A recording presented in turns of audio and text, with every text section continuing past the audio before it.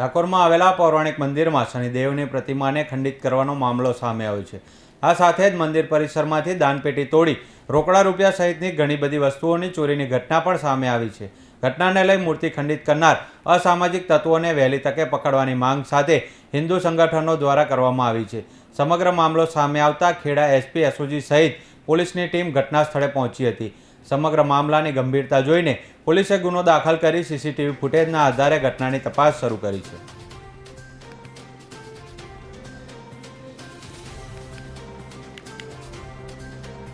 ડાકોરમાં શનિદેવની પ્રતિમાને ખંડિત કરાઈ। મંદિરમાંથી દાનપેટી તોડીને રૂપિયાની ચોરી કરવામાં આવી છે। પોલીસે ગુનો દાખલ કરી વધુ તપાસ હાથ ધરી છે। ડાકોર ધામની અંદર શનિ ભગવાનની મૂર્તિને ખંડિત કરવાનો ભયંકર પ્રયાસ, દાનપેટીની ચોરી અને હિન્દુ જે લોકોની પૂજા કરે છે એવા પીપળના વૃક્ષને પણ નિછેદન કરવામાં આવ્યું છે। આ જધન્ય ઘટના કહેવાય। ખૂબ દુઃખની લાગણી અનુભવું છું। સાથે સાથે સરકારને, ગૃહમંત્રીને અને ગુજરાત સરકારને એક કરબદ્ધ પ્રાર્થના કરવાની કે અવારનવાર અમારા ખેડા જિલ્લાની અંદર આવા નવા કૃત્યો અધર્મી વિધર્મી લોકો થતા રહે છે। તો જે કોઈ આવા કૃત્યો કરે છે એના ઉપર કડકમાં કડક કાયદેસરના પગલાં ભરવામાં આવે અને ગુજરાત સરકાર કંઈક ને કંઈક સારા એવા કાયદા લાવે જેથી કરીને કોઈ પણ ધર્મના લોકો હોય આવું કૃત્ય કરતા અટકી જાય અને એમને કડકમાં કડક સજા કરવામાં આવે।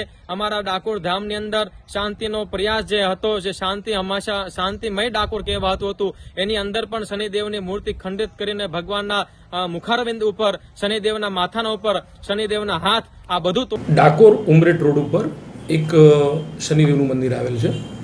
જે શનિદેવના મંદિરને એવું કહેવાય કે પહેલાં ત્યાં આગળ રોડ બનતો હતો, એ વખતે પહેલાં જૂનું મંદિર હશે, પણ એને ખસેડી અને આજથી 15 વર્ષ પહેલાં એપ્રોચ રોડની સાઈડમાં આગળ મંદિર બનાવેલું। હવે એ મંદિરની અંદર જે મંદિરના વહીવટકર્તા છે સુરેશભાઈ, એમને એમના પૂજારી પ્રિતેશભાઈનો ફોન આવેલો અને ફોનની અંદર એમણે એવું રીતનું જણાવેલું કે મંદિરની સાઈડમાં જે ઓરડીઓ બનાવેલી છે એ અને મંદિરમાં એ તોડફોડ થયેલી છે। તો એ જે સાઈડની ઓરડી જે છે એની અંદર તાળું તોડી અને એની અંદરથી શનિદેવના કંઈક આભૂષણ અને 250-300 રૂપિયા જેટલું પરચુરણ લઈ ગયેલા। સાથે સાથે જોતા મંદિરમાં શનિદેવની જે મૂર્તિ છે એને પણ નુકસાન કરેલું।